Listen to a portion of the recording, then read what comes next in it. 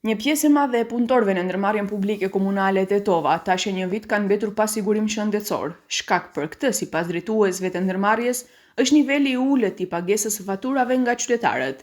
Drejtori Samet Bislimi deklaroi se për një pjesë të punëtorëve obligimet janë shlyer, ndërsa për pjesën tjetër pritet mbështetje nga komuna.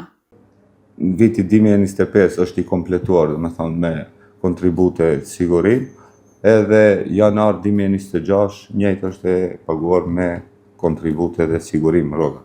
Ka ngelur foljet e 2024, ku vetëm kontributet dhe sigurimi shëndetësor pensional pa paguar, ku shifra përafrohet afër 30 milion denar, të cilat jemi duke punuar që këtë muaj ti realizojmë.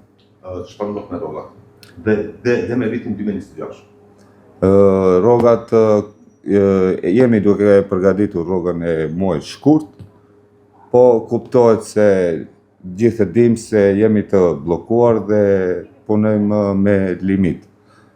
Kështu që duhet të kemi kujdes që mos ta kalojmë edhe limitin, në ndërkohë që paguajmë rrogat, paguajmë edhe kontributet dhe sigurimet. Këto ditë presim që ta marrim rrogën për muajin shkurt. Me që ndërmarrja nuk arrin vetë t'i mbulojë këto shpenzime, komuna e Tetovës ka ndarë mjete për pagesën e kontributeve dhe pagave të parambetura. Kryetari i komunës Bilal Kasami ka paralajmëruar një zgjidhje më afatgjate për situatën në ndërmarrje.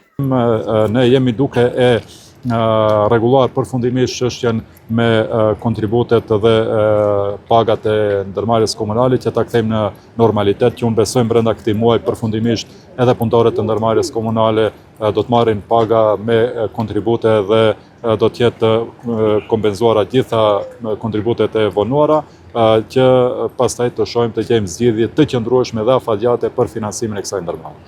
Borxhi i ndërmarrjes publike i akumuluar për më shumë se 2 dekada arrin disa milion euro.